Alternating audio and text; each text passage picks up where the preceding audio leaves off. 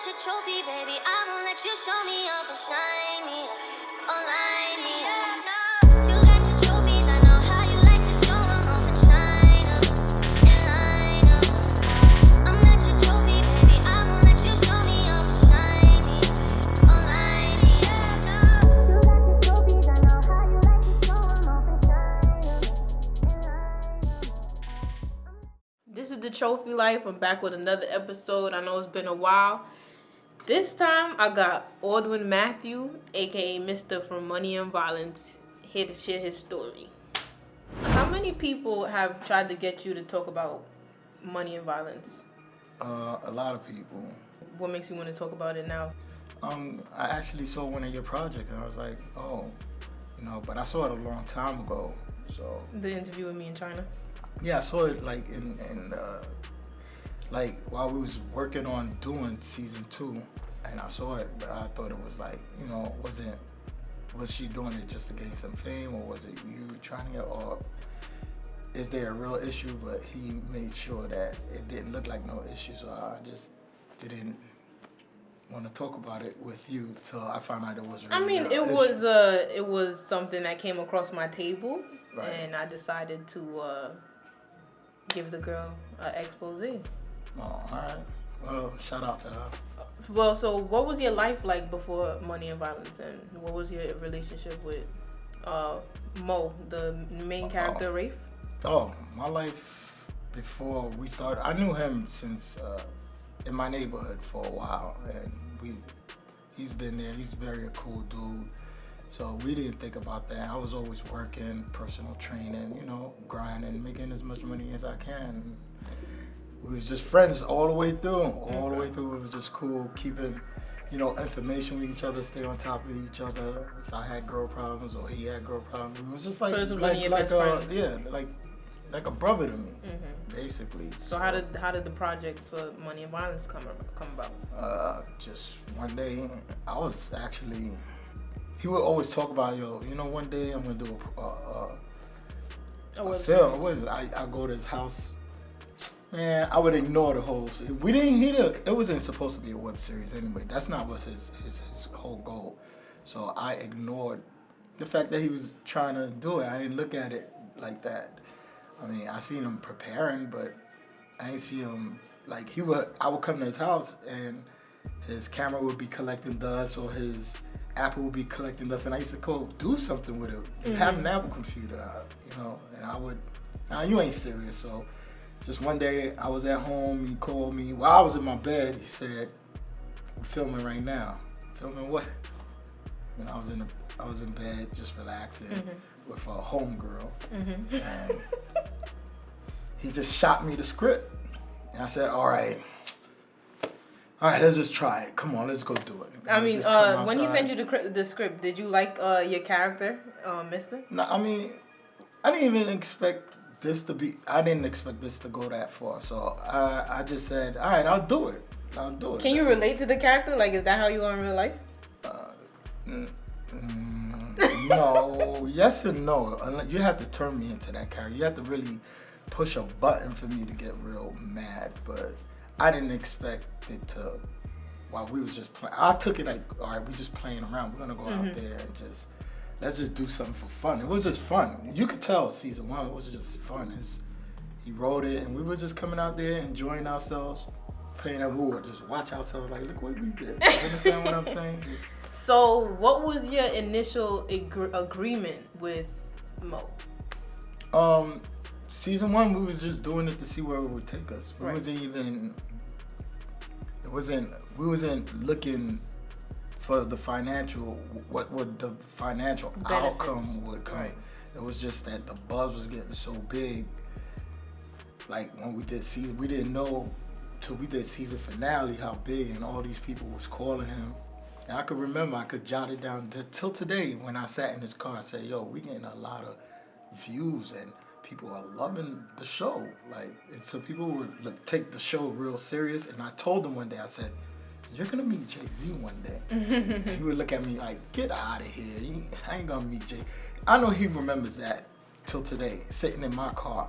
And then ever since he sat in that room, He couldn't believe he's sitting in the room with Jay Right. and Meek Mills. He's still stunned. I remember those pictures when they dropped on Instagram. They dropped it on That was a Instagram. good moment for Brooklyn.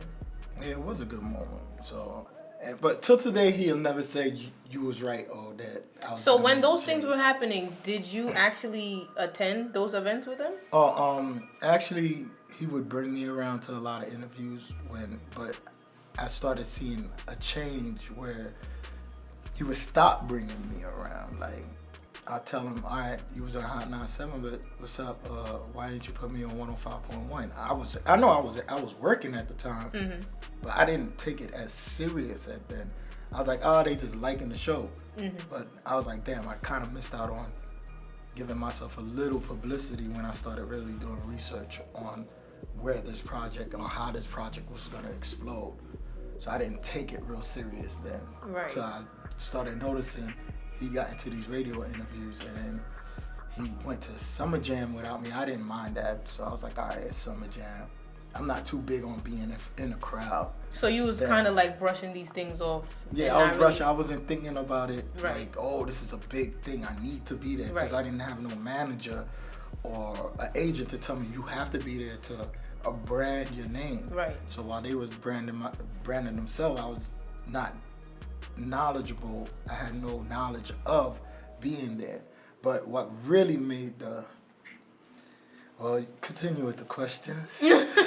Because it sounds like I'm going ahead of myself. Okay. But there's certain things that just showed me that he was so hiding me. your initial agreement that it was just gonna go as far as you was just seeing how far it would go. Yeah, we were seeing how far it would go. And with the rest of the cast members, like that's what it was. Everyone had the same agreement. I guess no. Every other cast member had different aspects, different ways of how they was taking care of it. Then I started looking at the big picture. Like, he was looking out for the 4 main characters, getting them bookings to go to Canada, like certain places he can't go. Do you feel like you weren't considered a main character?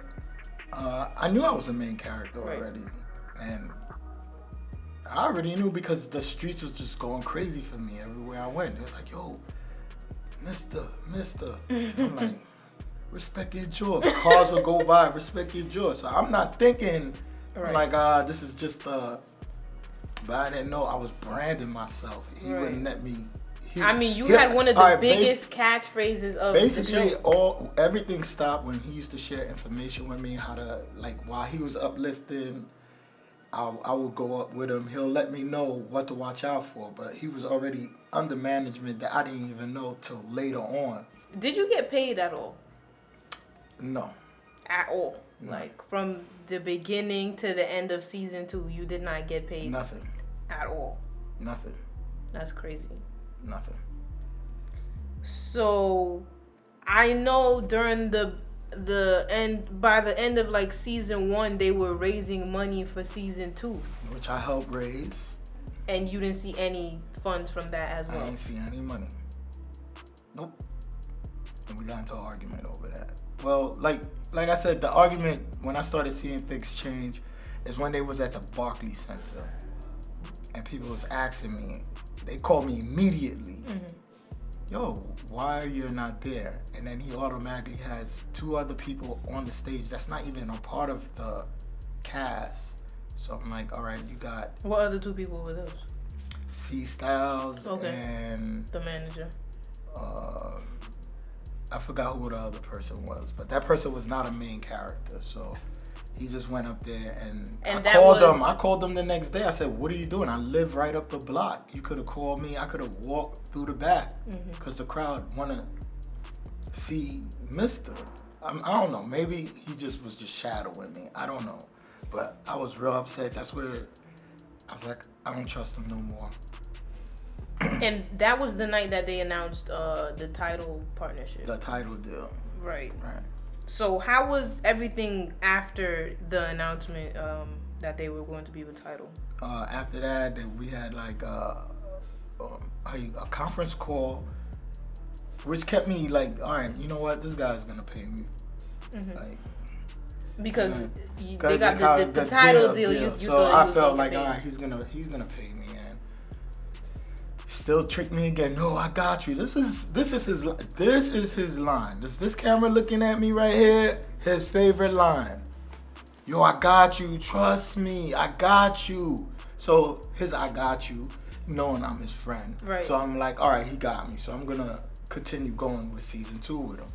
Right. So actually, if you watch season 1, he didn't really want me to live because the buzz was going so high with Mister. If you seen season 1 at the end, I was supposed to be dead. I got shot by Ace. Right.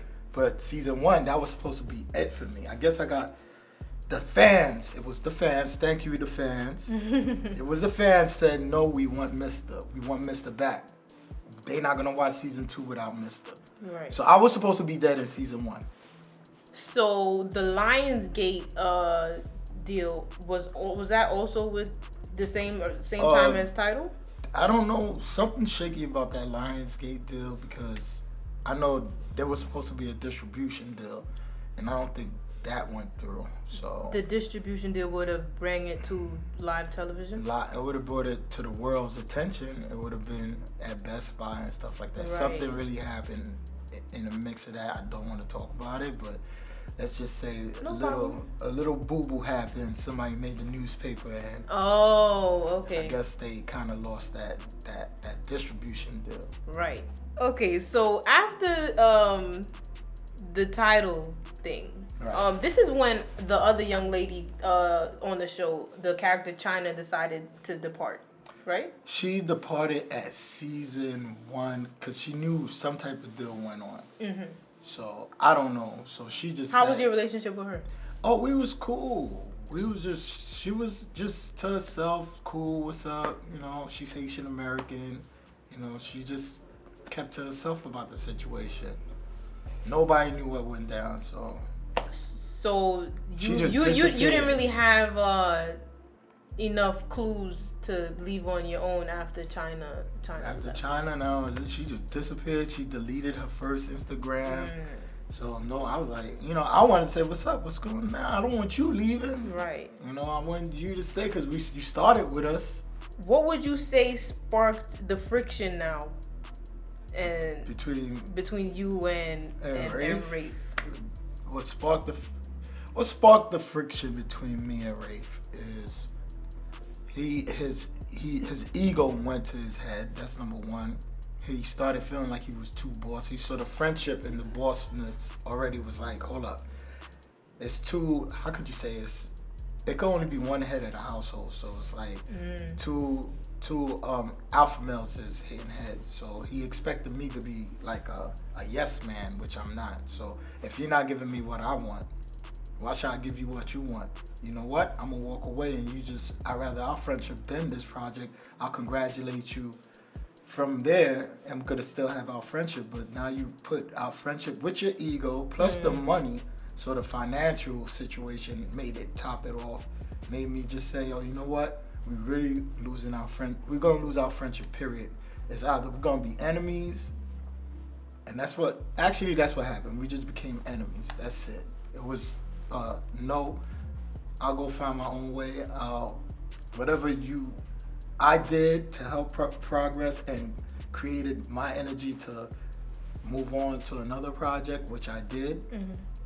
I just left it alone, just left him alone. And I didn't want to be no friends with him after finding out how much he made and got away with. And want to give the rest of the cast, I think, less than peanuts, a half a peanut. Okay, so now you and him fall out. Now you started lashing out on social media. Do you feel like that was the best way to go about that? That was my best way to emotionally let him know, get away from me, because we're about to fight. Like, it's gonna be a one-on-one, and I'm letting the other people do not get involved. That's just between me and him. Right. Other people saw that, yo. It was like, come on, don't do it. So nah, just to give them that, yo, this is a warning. Stay away from me. You do you, I do me. I'm gonna let the people know this is how I feel, because they're gonna want to ask questions and say, what happened? Where you at? Why you not a part of the project? So I'd rather answer it like this. Oh, they not cool. Understand? Right. Same way with so-called Miz and him, they broke up. So yeah, they broke up, quote unquote. like they had a relationship, right? No, they they just not working together. Okay. Basically. Okay. So that's weird. I've seen some weird rumors fly across my. It was on social media. He posted on social media, so it's like the same way with me. I'ma lash out, but I lashed out and I went in. I was gonna go. I said to myself, I'm gonna figure out how to kick this building down because I'm part of the building. You Right. understand? It's like I'm one floor. You know what? Take me off this floor and see how far you could get. How far he's gonna get now, I don't know. People had the notion that you were mad because you got kicked off because you got killed off the show. He wanted me killed off from season 1. I didn't really care, but it was the fans' emotion said no, don't kill him. Mm-hmm. So you didn't. I stayed in season 2. What happened was we went to go shoot in Brownsville. Mm-hmm.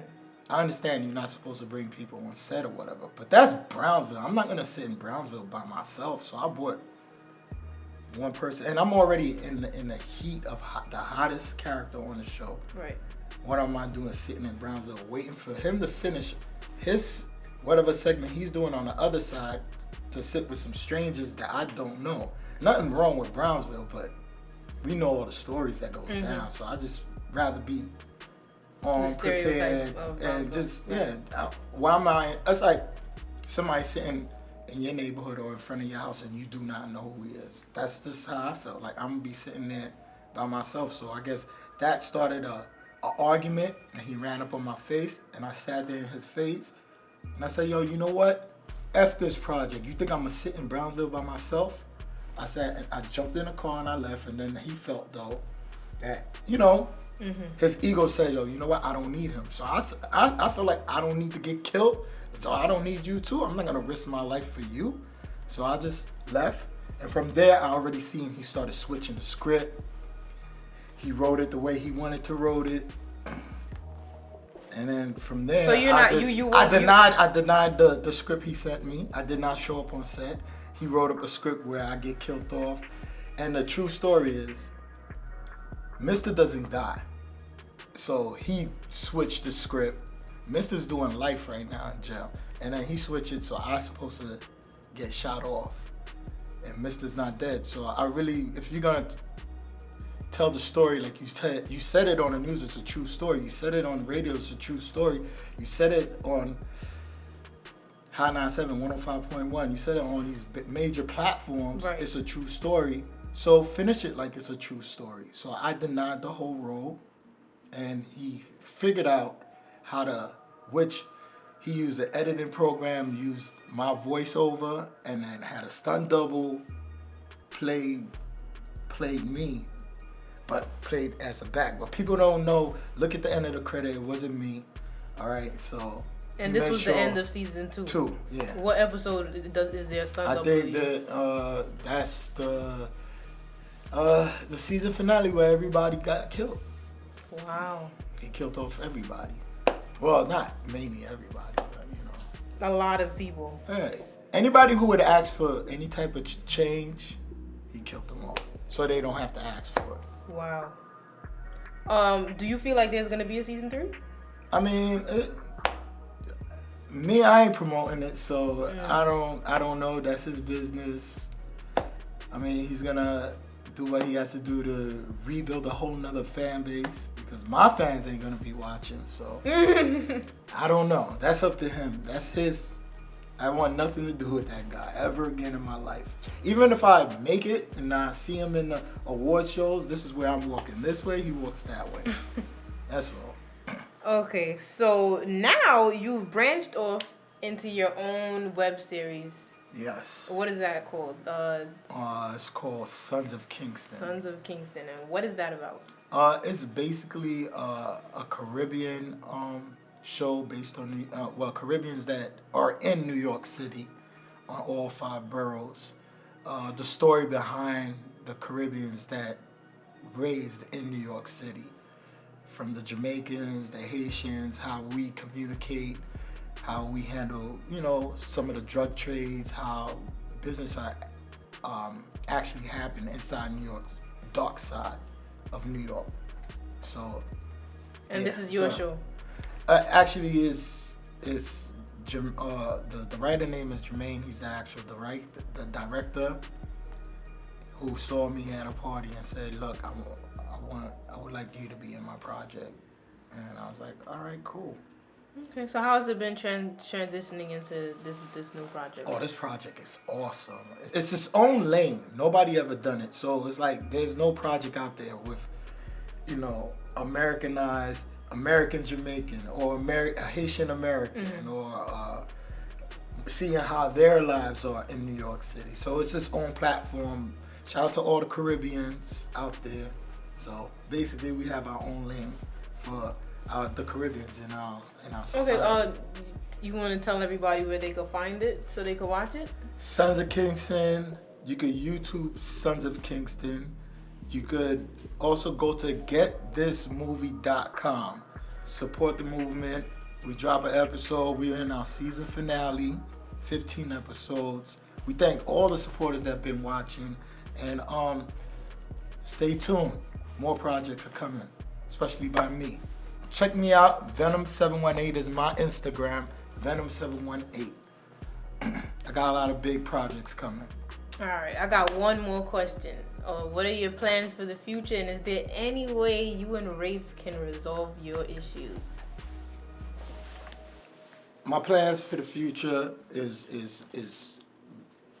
building my brand, being at least one of the best actors that I can be, coming from my own neighborhood, showing my leadership that everybody can make it, help other people with their project, and being recognized as not just an actor who's just chasing the money, just something that I'm passionate about and I like doing. So that's one thing. I'm gonna continue doing more project, become bigger and bigger at it. And with me and who, Rafe? You mean Moses?